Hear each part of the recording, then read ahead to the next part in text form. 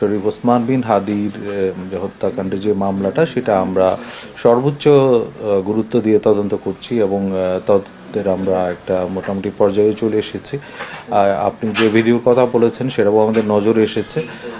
আমরা সব দিক মাথায় রেখে এই তদন্তের যে বিষয়গুলো সেগুলো ধরে আগাচ্ছি এবং আশা করি এটা আমরা যে প্রতিশ্রুত যে সময় সেই সময়ের ভিতরে পুলিশি প্রতিবেদন বিজ্ঞ আদালতে দাখিল করতে সক্ষম হব। একটা বিষয় হলো কি, এখন যে কোনো একটা ভিডিও বার্তায় কি কি বললো সেটা তদন্তে ওভাবে প্রভাবিত হবে না।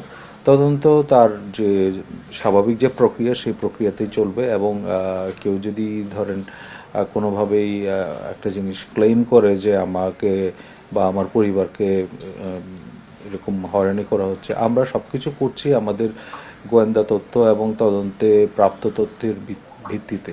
অতএব এখানে আমরা আমাদের মূল উদ্দেশ্য হচ্ছে ঘটনার রহস্য উদ্ঘাটন করা এবং ঘটনায় যারা জড়িত, প্রকৃতভাবে জড়িত, তাদের বিরুদ্ধে আইনানুগ ব্যবস্থা গ্রহণ করা।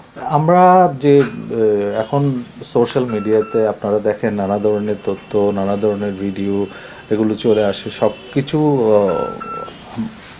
আসলে গ্রহণ করার পূর্বে যাচাই বাছাই করতে হবে এবং এটা সত্যতা আছে কিনা সেটা যাচাই করতে হবে এবং কেউ একটা কিছু বললে সেটা মনে করেন আমাদের তদন্তের জন্য কোনো একটা বাধা বা তদন্তে নেগেটিভলি প্রতিফলন হবে এরকম আমি মনে করি না।